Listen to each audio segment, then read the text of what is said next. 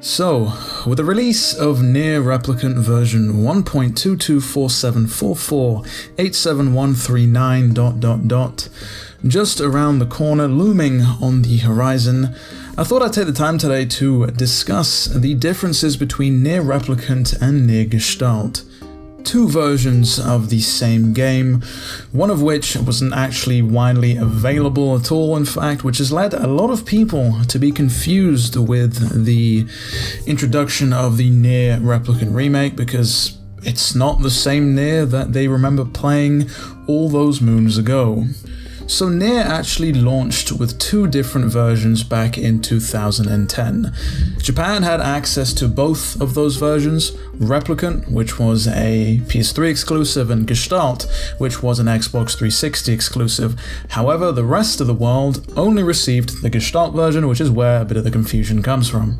Now, at first glance, especially when taking a look at the main character, you'd assume that there is a large difference between the versions, especially how the story plays out, but that actually isn't the case. In both versions of the game, Nier is the main character, with Yona being a relative.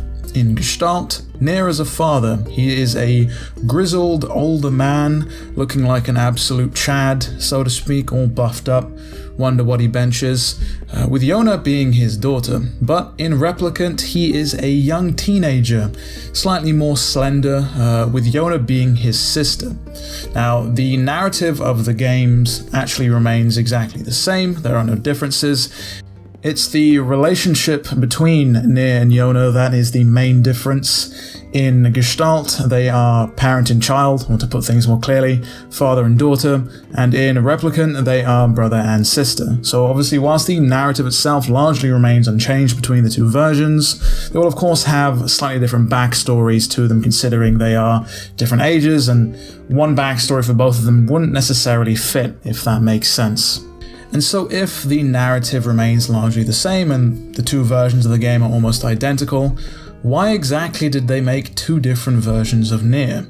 I assume Square Enix thought the father-daughter dynamic would have went down better in the Western markets, especially when coupled with a sort of more grizzled, buffed-up, masculine main character, whereas I guess in the Japanese market that wouldn't have applied so much, and that's where they went for somebody more slender, younger, going for the sibling approach, as opposed to the father and daughter.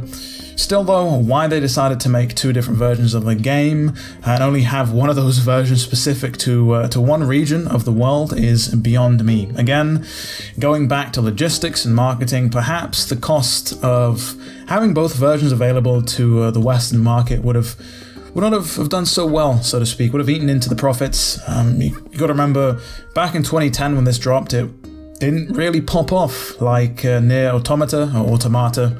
I know there's an ongoing discussion about the pronunciation of that word, but the brand didn't have the strength that it has now, and so perhaps they had to be a bit conservative with the release, which isn't an issue now, especially with the popularity of 2B and 9S and A2 and just Nier Automata in general.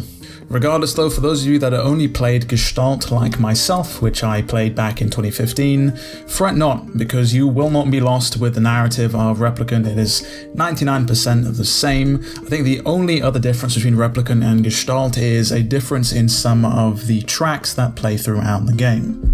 I am curious though as to which version of the game actually sold better.